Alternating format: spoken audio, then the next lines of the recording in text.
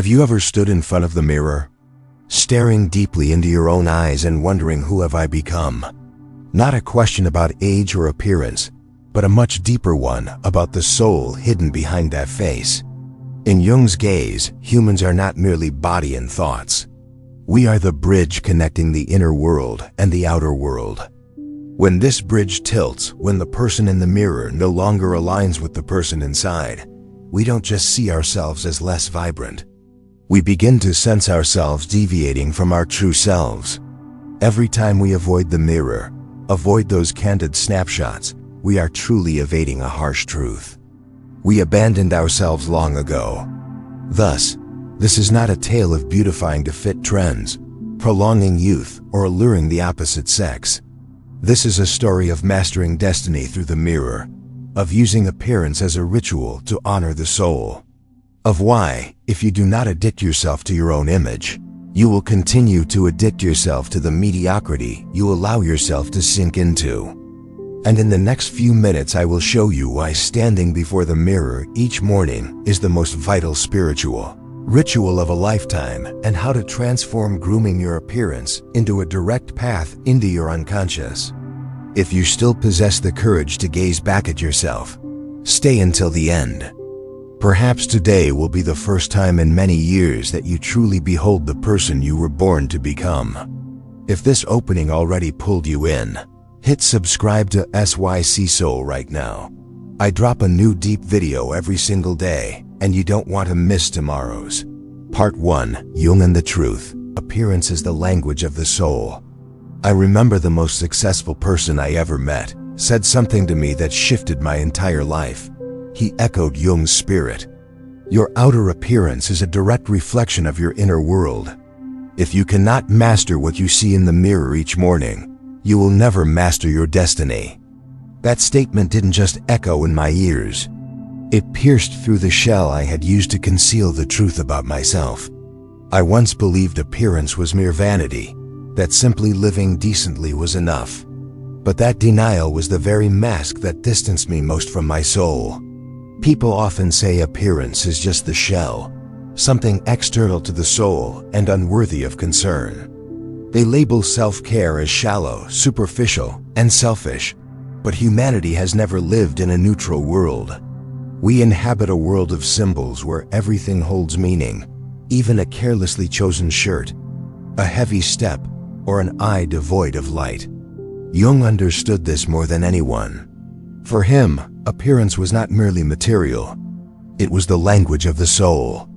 The way you walk, sit, gaze at another reveals what words often strive to hide. You may say you're fine, but your body in every subtle detail always testifies more honestly. Try observing someone entering a meeting room after a long night. Without asking, you see the pallor, the sleeplessness, the tension frozen on their face, and you instantly grasp the inner state they carry.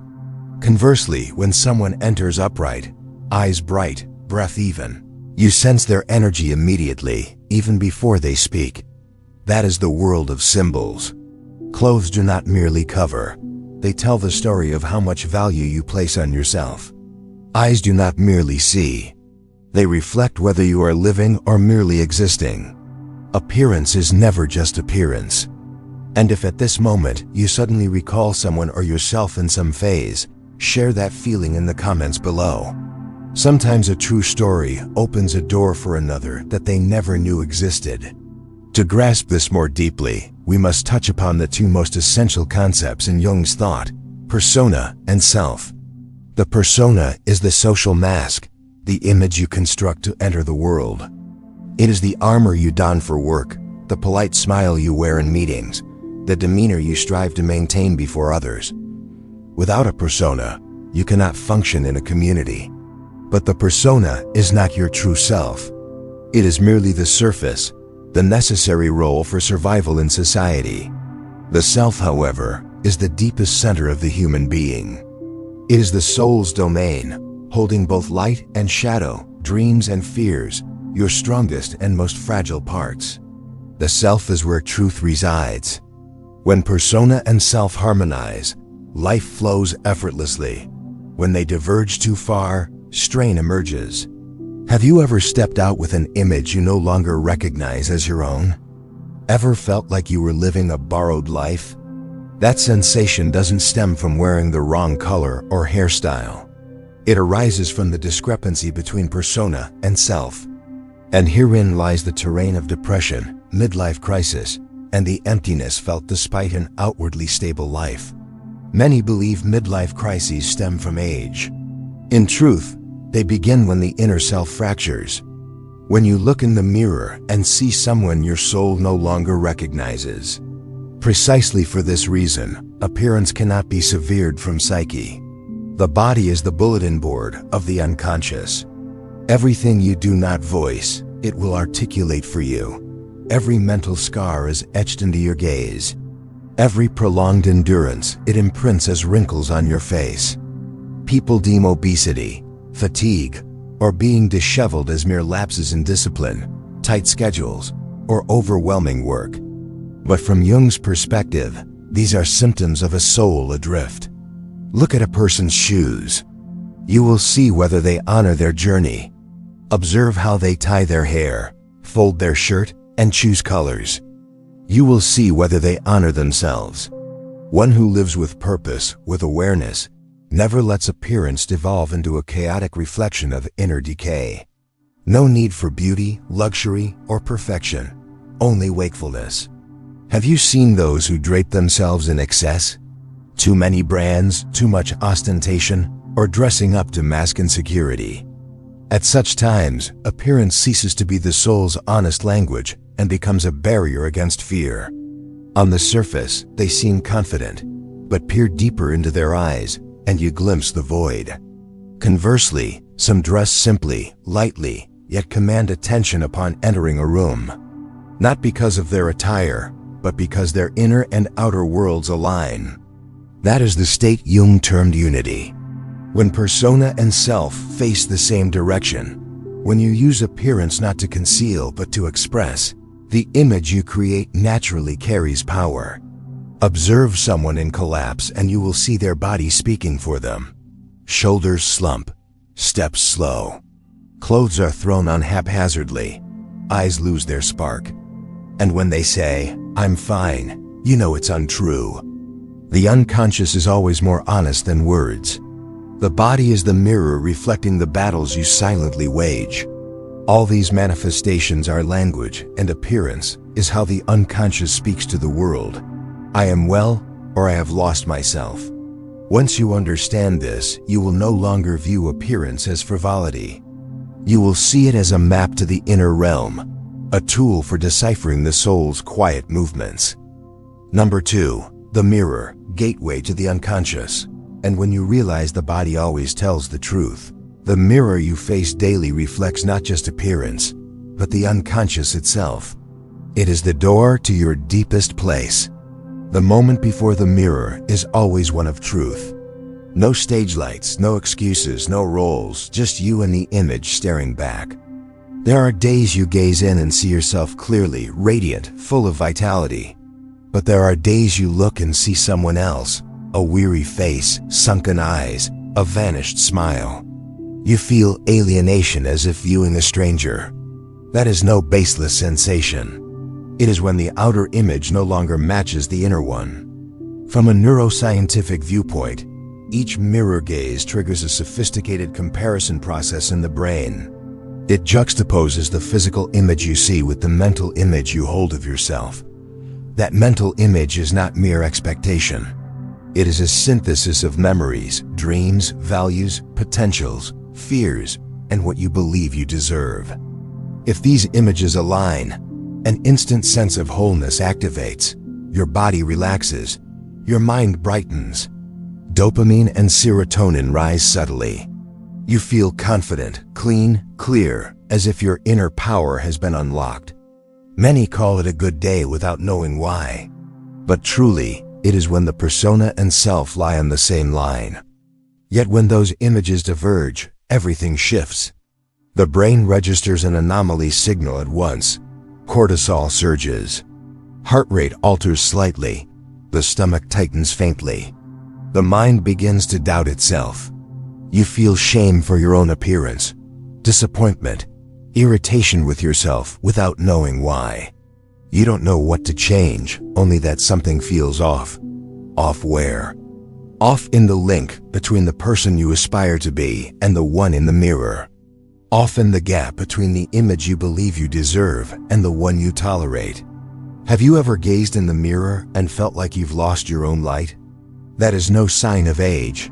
It is a sign of disconnection from the inner self. The more severed from your true being, the stronger the strangeness in the mirror. Not because you've changed too much, but because you've ceased living authentically with yourself. The mirror merely reveals what you refuse to confront. And the intriguing part, people do not fear the mirror because they fear ugliness.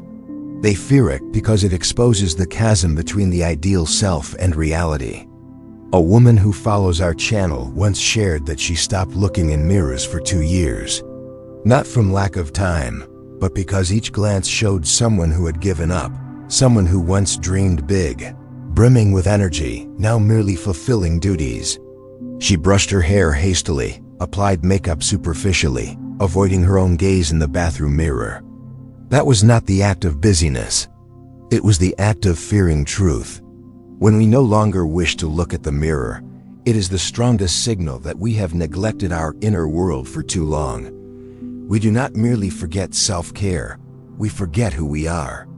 And the self begins to knock gently at first, more insistently later, until you can no longer pretend. The self does not speak in words. It speaks through heaviness in the chest, through unexplained anxiety, through whispers that you are no longer living your true version. And the mirror is where that voice rings clearest. If you dare not look, you are turning your back on your own self, the deepest, wisest, most honest part of you. The mirror does not force change. It merely shows how far you have strayed from your true being. It reminds you that you cannot flee yourself forever. One day, you must turn back to face your soul's expression. And when you do, you will understand why Jung believed the journey of healing always begins in the moment you stand still. Gaze into the mirror and admit, I have abandoned myself for far too long. One question for you right now, answer in the comments. When was the last time you looked in the mirror and felt like a stranger? Just write the year, or this year, or never. And drop the city or country you're watching from. I want to see how far this message is reaching around the world. Part 3. Appearance Addiction. According to Jung, not about beauty, but about wholeness.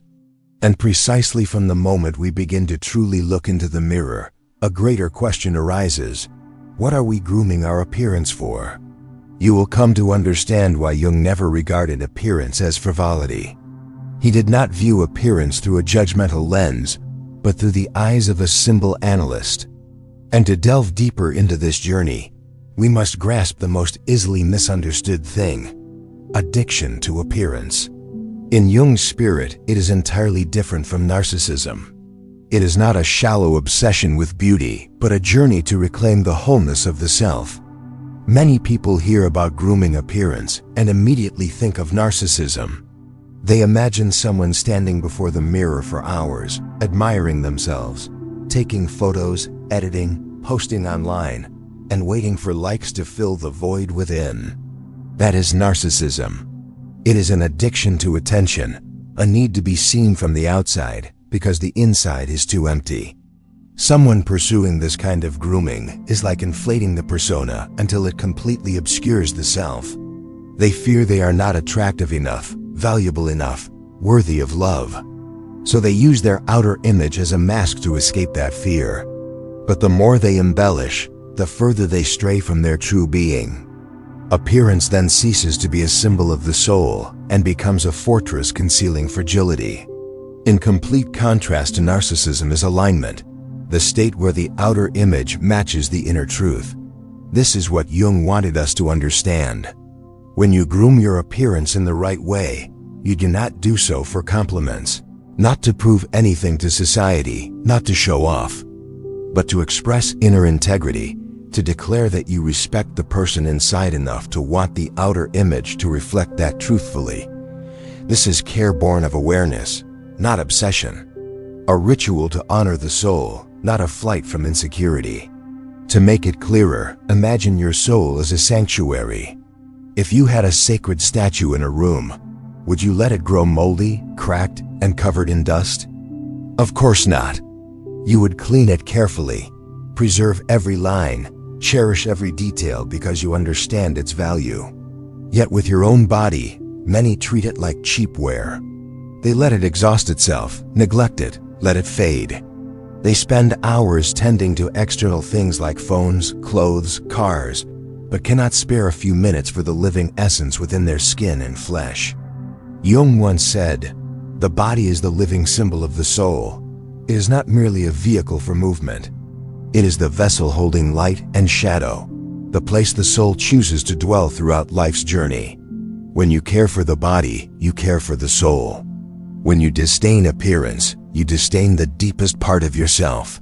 A woman once shared with me that she felt guilty spending time on beauty because she thought it was selfish. But when I asked her, if your soul were an honored guest, how would you treat it? She fell silent for a long time. Then she said, "I've never thought of my body as the soul's dwelling." That statement marked the first shift in her healing journey. And this is the core message of this part. Addiction to appearance, according to Jung, is not beauty addiction, but addiction to the alignment between the image you see in the mirror and the truth you feel inside. When you bring consciousness to brushing your hair, choosing your attire, keeping your body clean, adjusting your posture, tending your skin, you are doing more than improving your looks. You are telling the unconscious, "I respect you. I am ready to live true to your real potential." The unconscious is highly sensitive. It registers every small action. A simple act like smoothing your shirt before wearing it sends a signal that you value order. A morning stretch tells the unconscious you are open to the new day. A glance in the mirror to ensure you are presentable is your way of affirming to yourself that you have not yet abandoned who you are. Have you ever noticed that in phases when you feel strong, you naturally dress neatly, eyes bright, posture upright? That is no coincidence. When the inner world is nourished, the outer adjusts itself. Likewise, when you fall into decline, your body slumps, your eyes lose vigor, attire becomes sloppy. That is the unconscious's direct response. Thus, when you intentionally care for your appearance with awareness, you actively reverse that energy flow. You pull the inner world back to order by arranging the outer. A man around 50 once told me he never bothered with appearance because he believed appearance is unnecessary for competent people. A very common belief and one that quietly destroys. But entering a crisis phase, he realized he was so weary he no longer wanted to look in the mirror. I asked him, "Do you see the person in the mirror as no longer the one you think you are?" He nodded, and I shared what Jung emphasized. Appearance then was no longer about beautifying. It was a reminder, a signal that it was time to return and tend to the deepest part of himself. When you understand appearance this way, every act of self-care becomes a ritual. Washing your face is not just washing. It is rinsing away the psychological dust accumulated after a day. Choosing an attire is not just about picking colors. It is selecting the frequency you wish to emit to the world. Standing tall is not just about posture correction. It is a reminder, I have the right to be fully present. And when you begin living this way, you will understand what Jung meant throughout his life. The privilege of a lifetime is to become who you truly are. Part 4, 5 Jungian Keys to Appear Healthily. If you have read this far, it means you are not just skimming lines to alleviate boredom. You have chosen to pause to let the hard questions touch you. That says something very important. Somewhere inside you, the self has begun to speak. You no longer want to live halfway. No longer want to look in the mirror and see a forgotten version of yourself. By now, you likely see the issue clearly. But knowing is never enough. The more important question is, so tomorrow, how will you face the mirror differently? From here on, we will not just discuss awareness but move into action. The following keys are not theory, but small rituals you can apply tomorrow right in your familiar bathroom, right before the mirror you may have once avoided. We will go step by step, very small, so you not only understand Jung intellectually, but begin living differently, starting from how you appear before the mirror each morning. Practice 1. The principle of the true mirror. The first and most foundational principle in the journey of addiction to appearance in Jung's spirit is the true mirror. This is not the glass on the wall, but the moment you stand before it with absolute honesty. Jung believed every transformation begins with facing the truth squarely. And no place reveals truth more clearly than your face each morning. Imagine tomorrow morning, before doing anything, you stand before the mirror for 30 seconds. No brushing hair, no adjusting clothes, no trying to look better. You simply look into your eyes as if meeting an old friend you haven't spoken to in ages. Many feel awkward, uncomfortable, and a bit scared. That is the sign you have avoided yourself for too long. But those 30 seconds are the key to reconnecting with the self, the truest part of you. In those 30 seconds, ask one simple question. Am I truly ready to step into this day? If yes, you will feel a gentle certainty in your chest. But if not, you will know immediately. Eyes lacking force, face weary, shoulders slumped. This is not the time for self-blame or judgment. It is time to listen. The self is saying you are not yet ready to be present as yourself.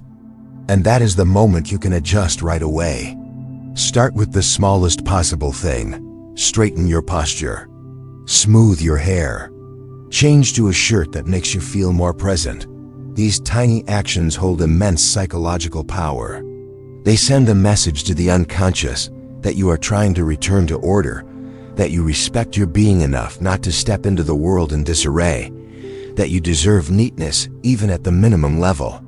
Jung once said, "The unconscious does not understand words. It only understands symbols and actions." When you adjust a single hair, the unconscious knows you want to adjust your life. When you choose a clean-fitting shirt, the unconscious knows you demand to appear with greater dignity. When you stand tall, the unconscious knows you want to live at the height of your soul, not the height of your fears. When you maintain this habit, you will notice a subtle but profound change. You begin to see yourself more clearly. You know when you are losing yourself. You know when you veer from your values. You recognize days when your soul needs care and days when it wants to break through. And most importantly, you no longer feel like a stranger in your own life. Practice 2. The 10-minute sacrament, turning care into a spiritual ritual. The next step is learning to care for yourself as a ritual, not a chore. Jung believed every purposeful repeated action becomes a symbol, and symbols are what reshape the unconscious. Thus, the second key is the 10-minute sacrament, a small span of time, but one with the power to shape your entire day's energy. Each morning, dedicate exactly 10 minutes solely to yourself. Do not rush through washing your face, brushing your hair, and changing clothes like a mechanical routine, but to truly be present in every movement. Those 10 minutes are like a morning greeting to the soul. Treat it as a ritual to open the door to the new day. When you wash your face, do not just wash to clean. Wash as if rinsing away layers of weariness, fragments of psychological dust clinging after a long night. Feel the water touch your skin as a reminder. Today I am awake. When you moisturize, brush your hair, or apply a touch of perfume, regard each motion as a way to connect with your body, as if preparing a gift to present to the world. You do not do this to look better in others' eyes, but to let your own unconscious see that you value the journey ahead. These small motions are like ringing a bell in an ancient temple. It calls the soul back to its place.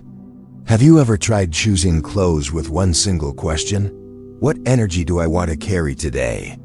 Not trendy, not following anyone, but selecting what makes you feel more defined. A color that brightens you. A fabric that comforts you more.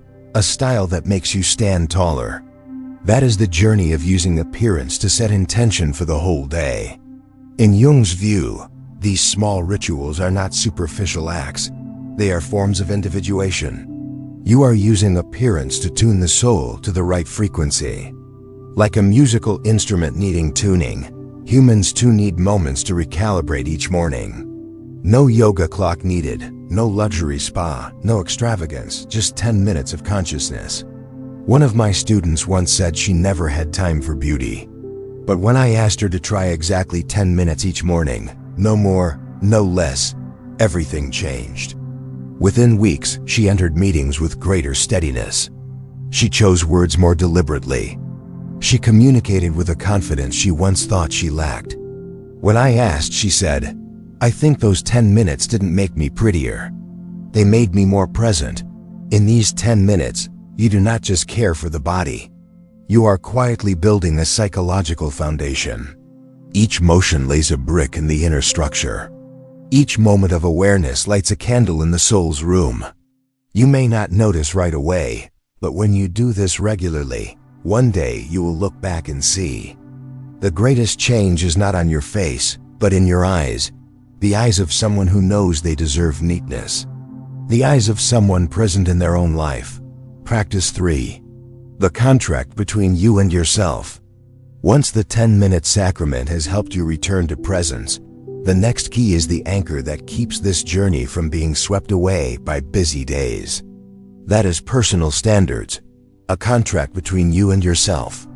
No one else can sign it, and no one else can break it. Personal standards are not must be beautiful, must be elegant, must be perfect. It is simply the minimum you agree to give yourself each time you step into the world. Jung once said, "The unconscious always observes us, even when no one else does." Thus, personal standards are not for show. They are for the moments when you are alone in the bathroom, when no evaluating eyes are upon you, when you face the rawest truth. It is precisely those moments that build or break self-respect. Start with a simple question. What minimum state do I allow myself to appear in the world? Not the best state, but the lowest you accept without betraying yourself. For some, it is simply always clean, neat, lightly scented, and with an alert gaze. For others, it is always choosing an attire that shows self-respect. Whatever your standard, the key is holding it, even when no one watches. A man I once met set his personal standard as, always appear with enough neatness to respect myself. He did not need expensive suits, but he never allowed himself wrinkled clothes, lazy unshavenness, or wearing exhaustion on his face. He said, "Not for others, but because each time I let myself be sloppy, I am teaching the unconscious that I am not worth investing in." Jung held that self-respect is not born from praise, but from discipline in private moments. When you keep your promise to yourself, the unconscious registers it and returns inner security. When you break the promise, the unconscious knows, and it erodes the trust you have in yourself. So choose one standard, just one. Perhaps never leave home with messy hair, or always choose an attire that makes you stand taller.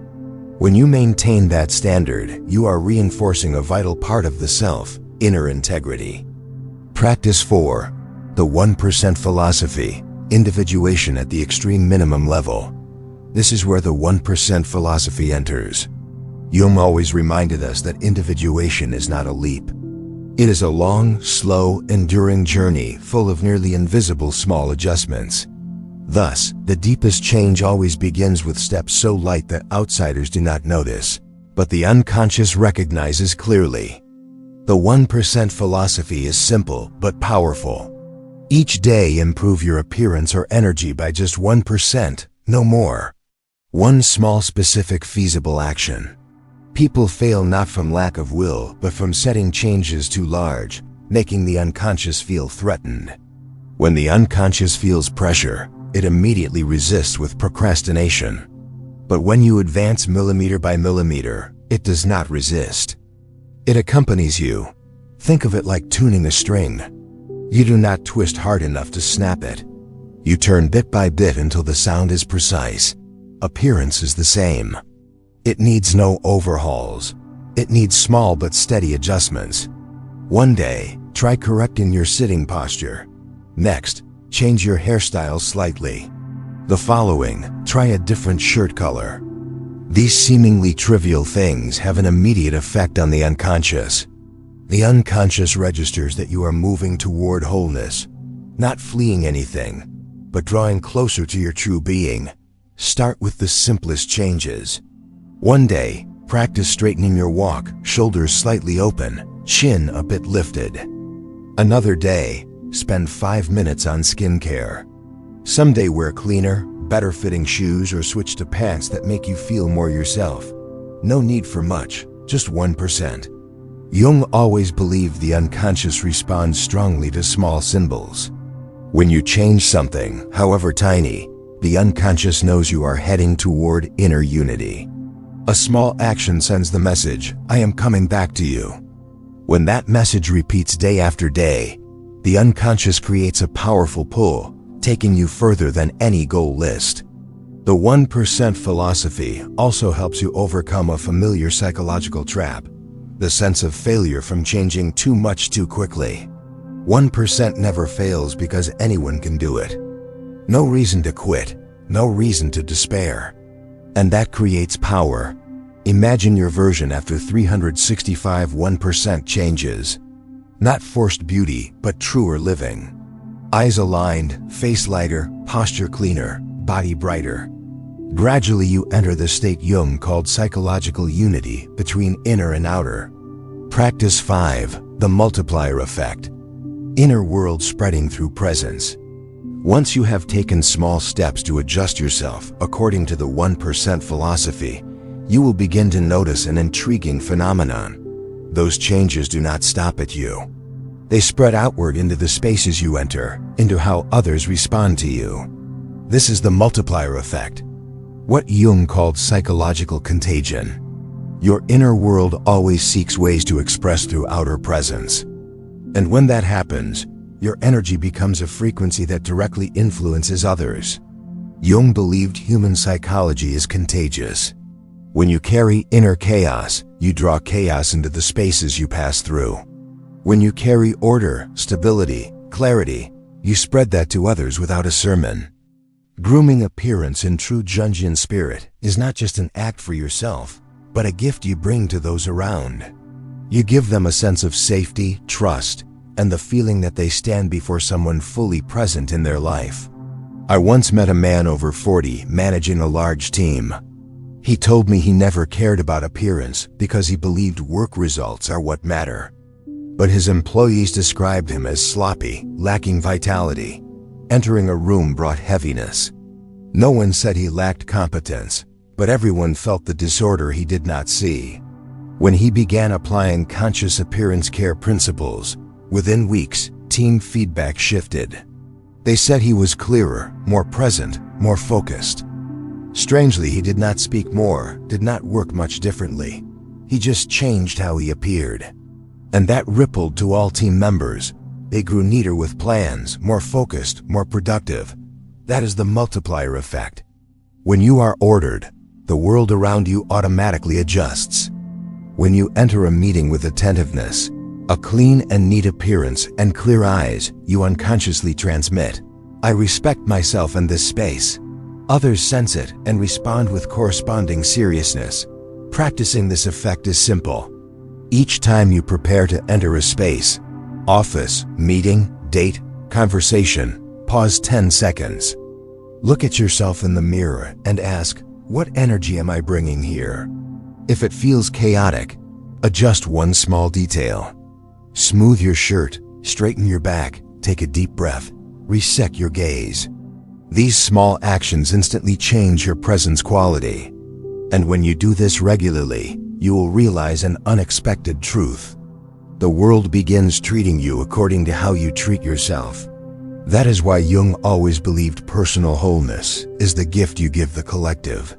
And appearance, when cared for rightly, is the strongest channel for that gift. Conclusion. Appearance from this moment is no longer just skin, hair, and clothes. It is your whisper to life. I am ready to be present.